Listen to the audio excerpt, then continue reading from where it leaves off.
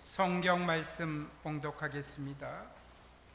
구약 창세기 35장 9절부터 15절 말씀입니다.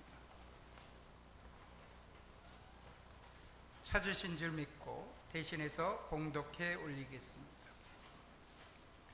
야곱이 밧단 아람에서 돌아오매 하나님이 다시 야곱에게 나타나사 그에게 복을 주시고 하나님이 그에게 이르시되 내 이름이 야곱이지만은 내 이름을 다시는 야곱이라 부르지 않겠고 이스라엘이 내 이름이 되리라 하시고 그가 그의 이름을 이스라엘이라 부르시고 하나님이 그에게 이르시되 나는 전능한 하나님이라 생육하며 번성하라 한 백성과 백성들의 총회가 내게서 나오고 왕들이 내 허리에서 나오리라. 내가 아브라함과 이삭에게 준 땅을 내게 주고 내가 내 후손에게도 그 땅을 주리라 하시고 하나님이 그와 말씀하시던 곳에서 그를 떠나 올라가시는지라. 야곱이 하나님이 자기와 말씀하신 곳에 기둥 곧 돌기둥을 세우고 그 위에 전제물을 붓고 또 그 위에 기름을 붓고 하나님이 자기와 말씀하시던 곳의 이름을 베델이라 불렀더라. 아멘.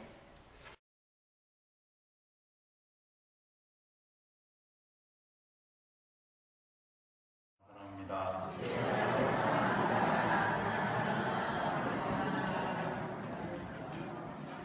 네, 한 번 더 하겠습니다. 새벽 예배 6번 남았습니다.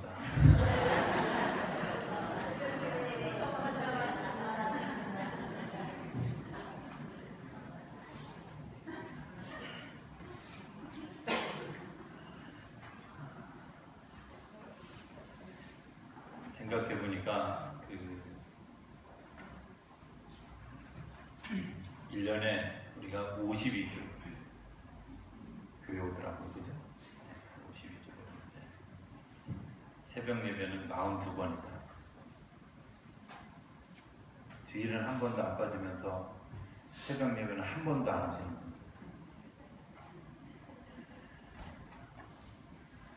새벽 예배의 습관이 굉장히 중요하다고 생각합니다. 삶의 사이클이 거기에 있기 때문에 그렇습니다. 우리가 이제 운동을 아주 오랜만에 하면 운동하고 난 다음에 몸이 막 아프잖아요. 그렇죠? 왜 아플까? 운동하고 이제 아프니까 또 쉬어요. 그럼 다음번에 운동은 또 아프거든요. 근데 운동하고 안 아플 수 있는 방법은 뭐냐면 그 운동하다가 계속 하는 거예요. 그러면 운동해도 몸이 아프지 않습니다. 새벽 기도 안 하다가 하면 피곤합니다. 당연하죠. 그런데 새벽 기도 계속하면 피곤하지 않습니다. 아멘 좀 해봐요, 여러분. 계속하면 피곤하지 않습니다. 왜? 그게 내 삶의 사이클에 리듬 속에 들어가는 거예요. 그 리듬 속에 들어가 있기 때문에 내 삶이 더 건강. 우리가 운동을 하면 건강해진다는 거 다 알죠. 근데 기도하면 응답받는다는 사실도 다 알아요. 근데 그 사이클에 못 들어가니까 우리가 이제 그 사이클을 놓치고 놓친 것 때문에 이제 또 새벽 기도하다 보면 또 힘들고 또 힘들고. 새벽 기도가 힘들어지지 않는 방법은 아예 하시는 겁니다. 이번 주부터 우리 새롭게 시작하는 마음을 가지고 다시 시작하면 좋겠습니다. 특별히 4층에 그런 부탁을 드립니다. 아무도 아멘 안 하고 조금. 자, 은혜 얘기를 좀 하면서 시작하려고 합니다. 성경에는 하나님의 은혜에 대한 얘기를 되게 많이 하는데 근데 의외로 사람들이 은혜를 여기냐. 하나님이 이 친구는 사랑하지만 나는 아니야. 이 친구는 용서해 주시지만 나는 아니야. 이 친구에게 은혜를 베푸시지만 나는 아니야. 이렇게 무의식적으로 생각하는 분들이 은혜와 사랑에 대해서 부정하는 사람들이 또 의심을 가지는 사람들이 있습니다. 저는 그런 분들에게 하나님의 사랑을 정말 확인할 수 있는 가장 간단한 처방이 하나 있어요. 성경을 보면서 하나님이 정말 사랑하셨던 사람들의 모습들을 한번 보라는 겁니다. 성경을 보면 하나님이 정말 그 사람들을 사랑하셨던 사람들을 이렇게 하나하나 면면을 들여다보면 하나님의 사랑이 그런 거구나 이런 걸 느낄 수 있어요.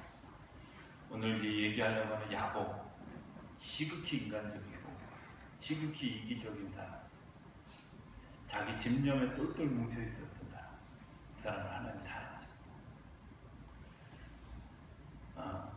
다른 남편의 아내를 빼앗을 뿐만 아니라 그 남편은 청부살인까지 살인까지 한 사람을 이스라엘의 최고의 왕으로 세워가는, 또 자기를 부인하고 저주하고 그리고 떠났던 제자를 초대교회의 가장 위대한 지도자로 세우셨다. 예수 믿는 사람들을 핍박하고 죽이고 잔인하게 원정까지 쫓아가면서 피 흘리게 했던 바울을 잡아서 전도자로 세우셨던 하나님.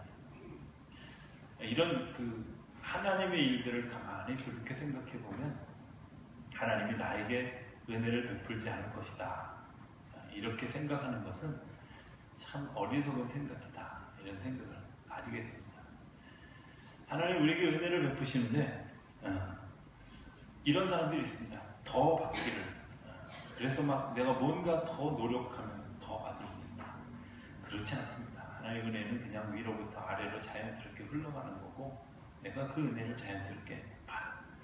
또 어떤 사람들은 하나님의 은혜가 약화된다고 생각하지 않습니다. 생각하는 사람들이 있습니다. 그런데 사실은 약화되는 것도 아니고 하나님의 은혜는 늘 그 자리에 있습니다. 오늘 늘 그 자리에 있는 그 하나님의 은혜, 그 하나님의 사랑, 하나님의 복을 우리가 오늘 야곱이라고 하는 인물을 통해서 한번 좀 보았다, 이런 생각을 하게 됩니다. 한번 해봅시다. 해서는 안 될 기도가 몇 가지 있다고 그래요. 하나는 내가 누구의 자녀로 태어나는 거, 이거 내 마음대로 안 되는 일이잖아요. 그렇죠? 또 우스갯소리를 이렇게 얘기하는 사람, 짝사랑도 내 마음대로 안 되더라. 그렇죠? 또 이런 것도 있죠.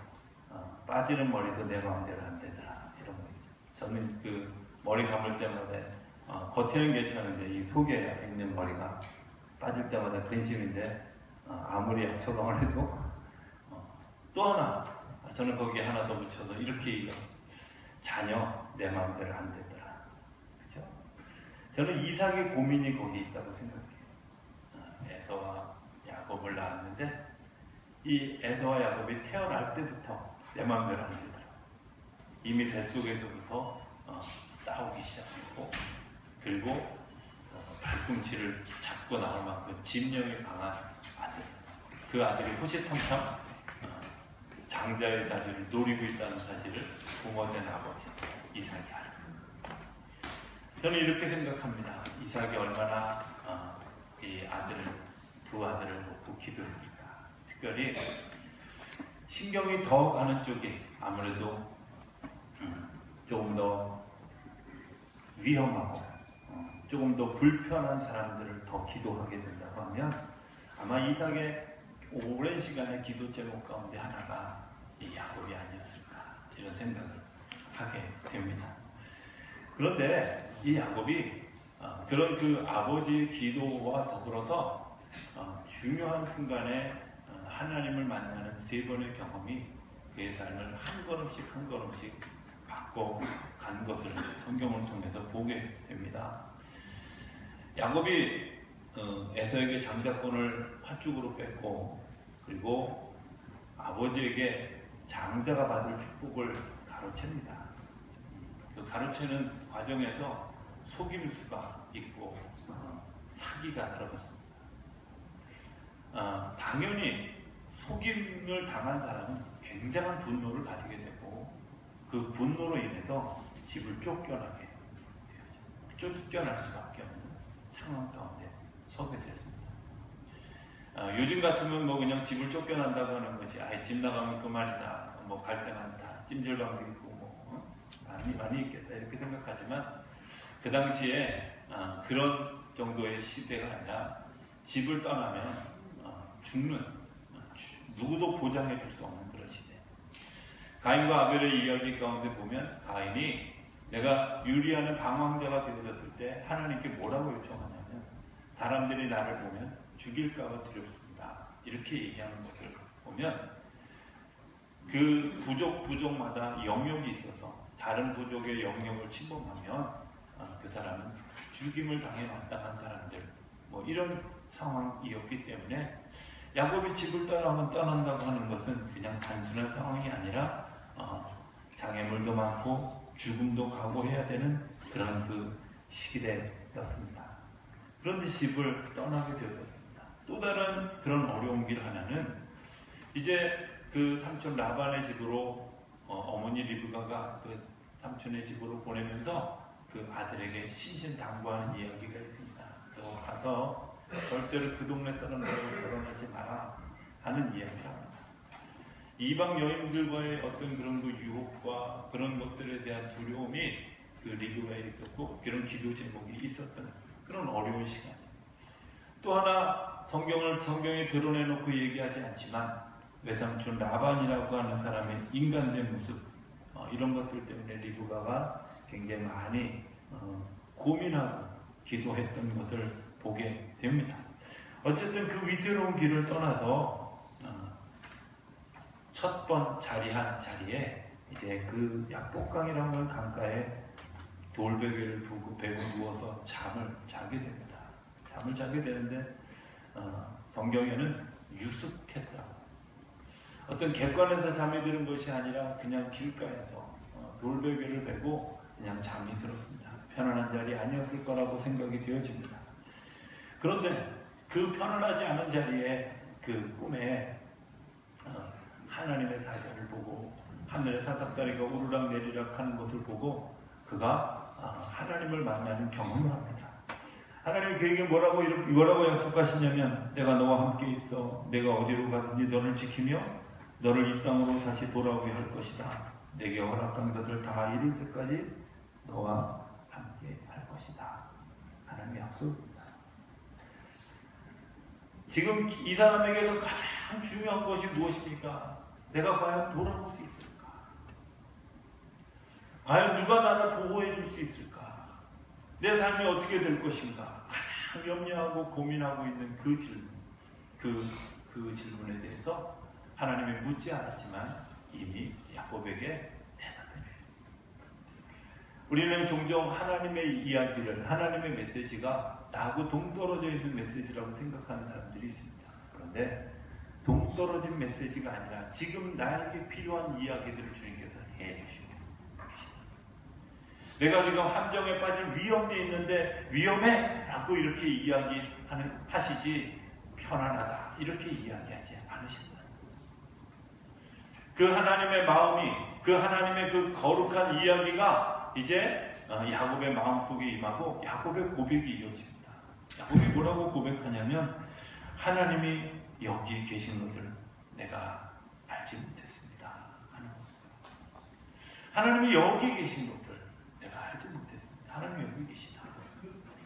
그냥 단순하게 어떤 한 장소를 이야기하는 것이 아니라 영어 성경에는 플레이스라고 그렇게 한 장소, 지명으로 이렇게 번역을 해놨지만 사실 히브리어 번역에 보면 내가 걸어가는 그 장소, 그러니까 제가 문법 설명이 좀 어려워서 저는 내가 지금 걸어가고 있는 그 장소, 그 상황 가운데 하나님이 계시다 하고 야곱이 고백하는 것을 보게 됩니다.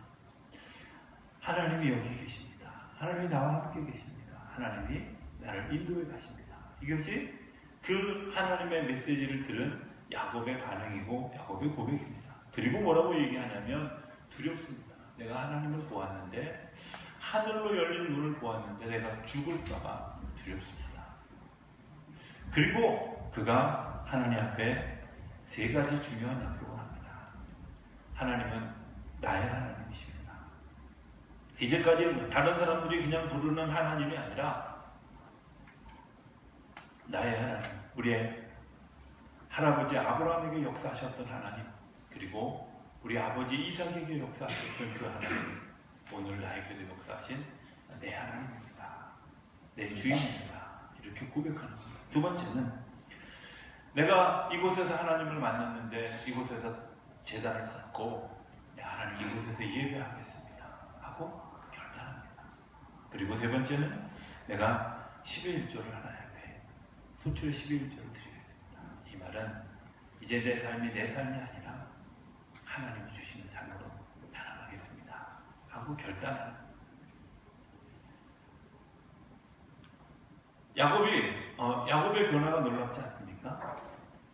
자기 그 욕심에 충만해가지고 자기 욕심을 이루기 위해서는 형에게 거짓말을 하고 속이고 그리고 형에게 사기치는 것들을 아주 능란하게 했던 것이 야곱이라고 하는 사람이었습니다. 아버지에게 축복을 받기 위해서 자기 신분을 변장하고 그리고 형처럼 위장하고 들어가서 복을 받은 사람, 축복 기도를 합니다. 내가 축복을 받는 일이라면 뭐든지 하겠다. 내가 정말 그 어떤 것도 감수하겠다. 이것이 야곱이 가지고 있는 인생의 철학이었는데 그 인생의 철학이 하룻밤 만에 하나님을 경험한 그 하루에 정말 자기의 삶이 바뀌어지는 그런 경험을 하게 됩니다. 그리고 야곱이 길을 떠납니다.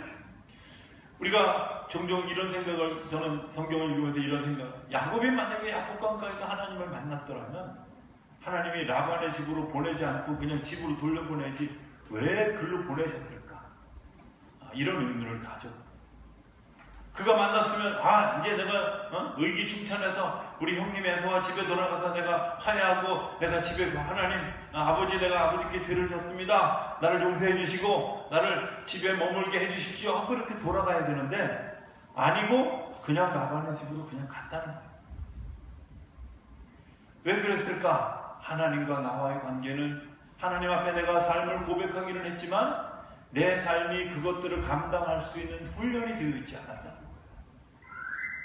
내가 그것을 살아갈 수 있는 삶의 훈련이 되어지지 않아요. 내가 삶을 고백할 수 있습니다. 그렇죠. 고백하죠. 그리고 하나님임을 고백합니다. 하나님을 찬송합니다. 그리고 내가 예배의 자리인 것 압니다. 그래서 1년에 52주 내가 하나님 앞에 예배하는 거 정말 주일 성수하려고 애를 쓰는 거 우리가 오늘 우리 삶의 삶 가운데 다 있지 않습니까?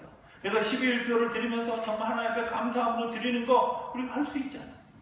그런데 중요한 것은 그렇다고 해서 집으로 돌아가는 것이 아니라 여전히 라반의 집으로 그 길을 향하게 했다는 겁니다. 라반의 집에서 무려 20년을 지냅니다. 20년의 시간 동안에 수많은 고통을 겪습니다. 성경에는 나오지 않지만 리브가의 염려처럼 그 지역에 있는 여인들의 유혹이 있었을지도 모릅니다. 그런데 그의 눈에 하나님이 라헬이라고 하는 한 여인을 위해서 자기의 세월을 바칠 수 있는 종려를 그에게 허락하십니다. 삼촌 라반과의 이 머리 싸움에서 이길 수 있는 지혜를 야곱에게 허락하십니다. 그리고 야곱이 자녀를 낳고 가정을 이루고 다시 20년 만에 그곳을 떠날 때에 정말 큰 부자가 되어져서 그것을 떠날 수 있는 상황이 되어지게 됐습니다. 그런데 삼촌 라반과 관계가 좋아지지 않았습니다.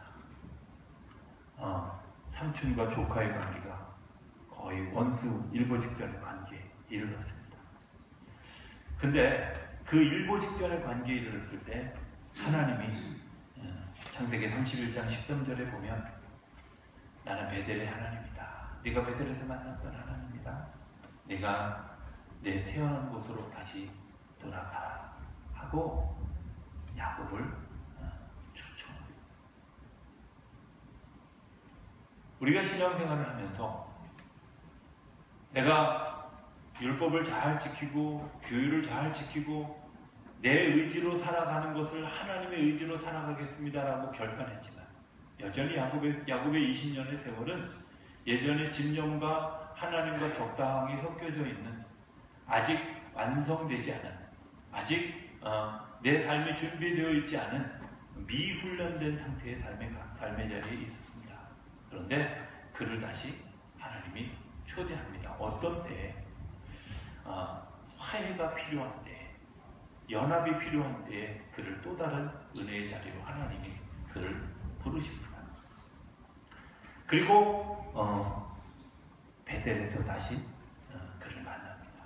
그런데 그 베델에서 만나기 전의 상황과 후의 상황 가운데 두 가지 일을 하나님이 정리해 주십니다. 하나는 라반하고의 문제를 화해하고 서로 축복하고 나누는 관계로 회복시켜 주시고, 그 베델의 경험이 있고 난 다음에 바로 에서가 정말 자기에게 저기를 품었던 그 에서가 동생을 끌어안으면서 재산마저도 다 내 것이다 하고 다 포기하는, 그냥 있는 그대로 안아주는 에서와의 인간적 화합을 경험하게 됩니다. 인간적 화합이 하나님이 만들어주신 작품이라면 내가 그 인간적 화합을 받아들일 수 있는 삶의 준비를 라반의 집에서 이미 야곱이 하고 있었다. 하나님을 더 깊이 만나는 그런 삶의 자리가 되어줄 수 있도록 밭을 개간하고 있는 일들을 하고 있었다는 겁니다. 이 창세기 33장 이후에 나오는 34장에 나오는 그 분일에서의 싸움의 이야기 가운데는 이런 고백을 합니다.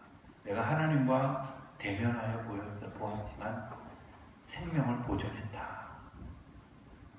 내가 하나님을 만나서 하나님과 밤새 겨루어 싸웠는데, 하나님을 만나고 모든 사람이 다 죽은 그 시대에 내가 하나님을 보았는데, 하나님을 내가 만났는데, 하나님의 임재가 있었는데 내가 살았다. 이게 그의 고백인 반면에 하나님은 그에게 뭐라고 얘기하냐면, 내가 너를 다시 야곱이라고 부르지 않고 이스라엘이라고 하겠다. 야곱이라는 말은 발 뒤꿈치를 잡았다 이런 뜻인데, 쉽게 얘기하면 패배했다, 졌다 이런 뜻입니다. 야곱의 삶이 그렇게 자기중심적이고 갈등을 일으키고 화해를 만들지 못하고 자기의 삶에 계속해서 갈등으로 치달았던 삶의 이유가 뭐냐? 내 삶 속에 무엇이 있냐? 패배자라는 인식이 그의 삶 속에 있는 거예요. 열등의식이 그 삶 속에 있는 거예요.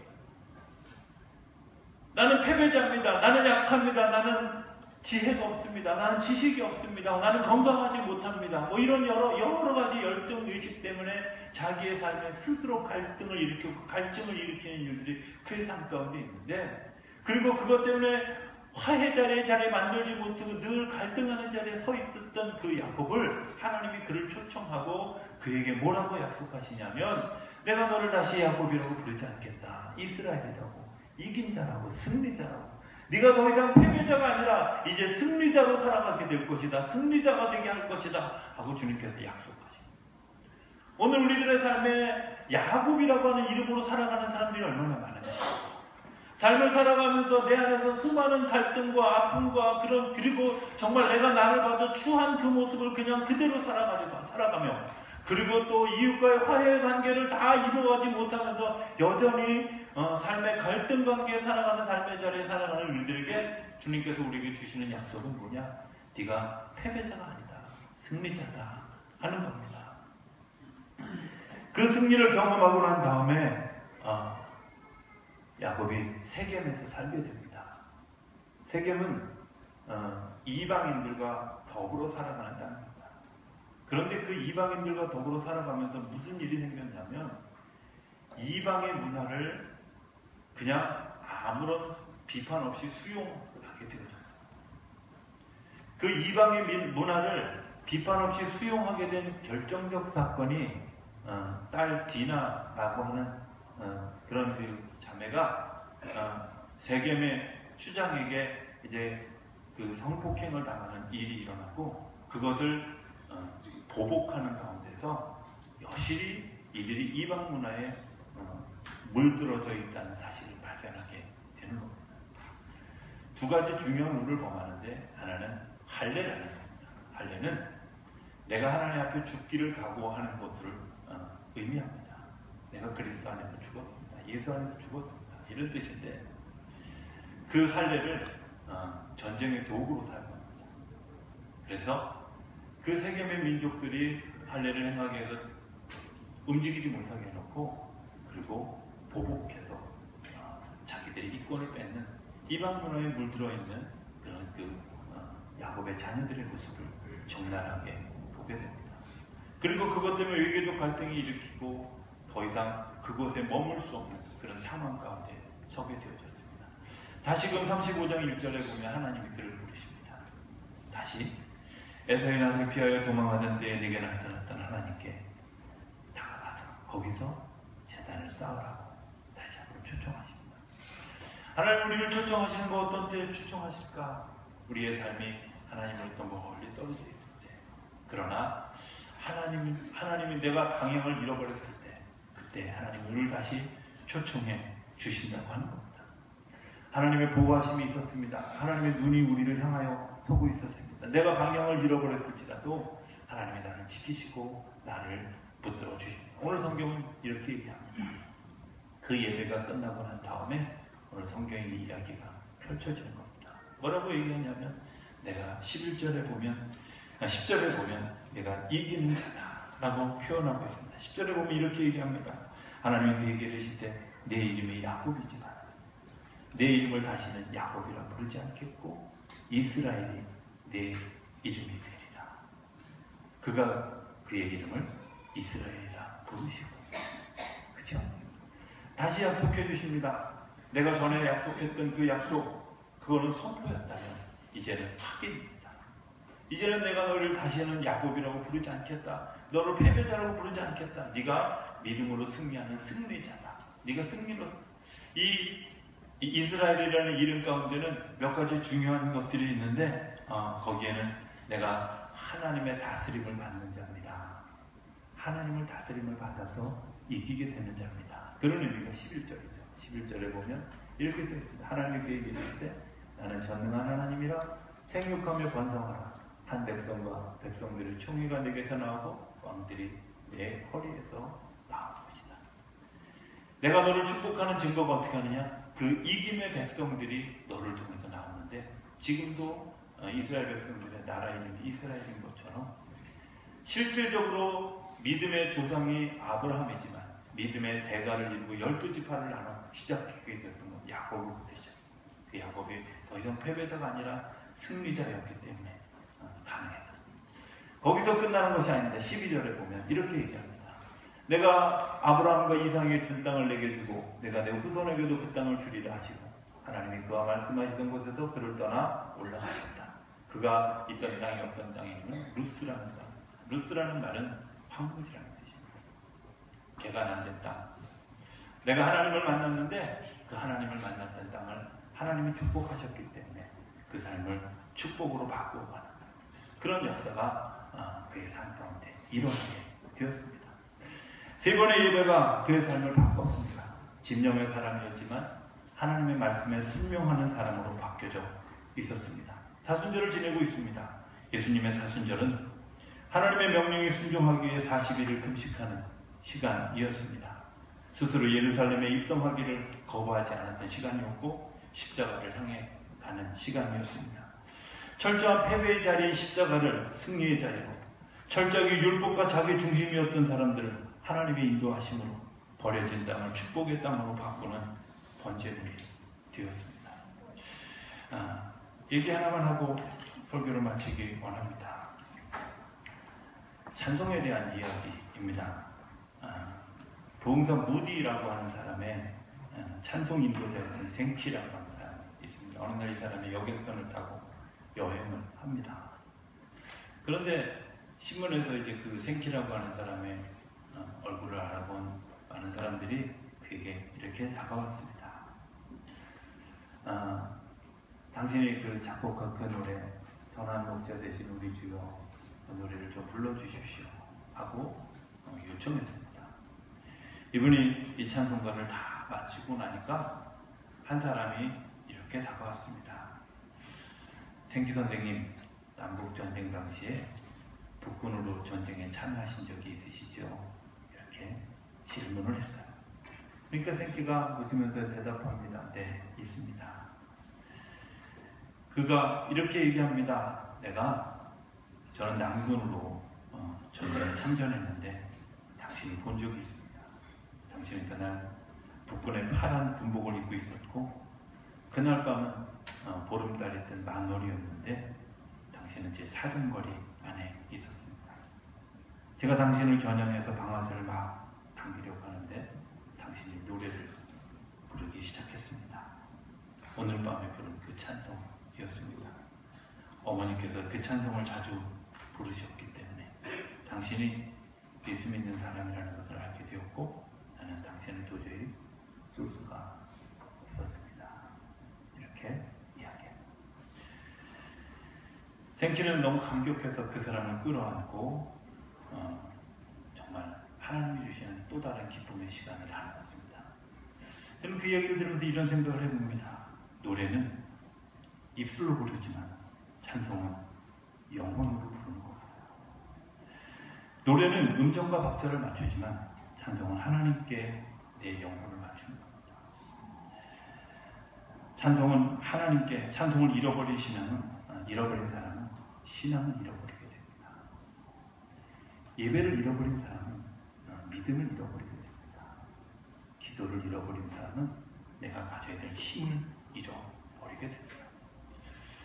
저는 여러분들이 세 번의 예배를 통해 변화된 야곱을 통해서 이스라엘이 되고 그리고 또 다른 승리자가 하나님의 다스리를 받는 자가 되어졌던 것처럼 오늘 우리들의 삶에도 그런 승리가 있게 되기를 기대합니다.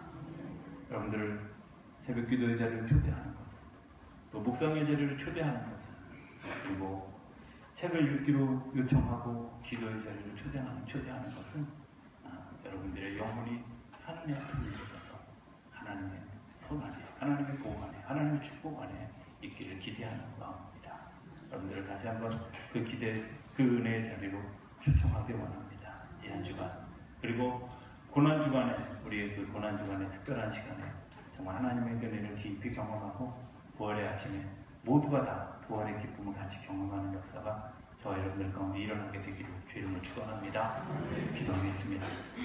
저희들을 사랑하시는 아버지 하나님, 하나님의 은혜와 사랑을 감사합니다. 은혜를 베풀어 주셔서 은혜 받을 자격 없는 저희들을 세워주시고 오늘 이 자리에 있기까지 인도하신 하나님을 감사합니다.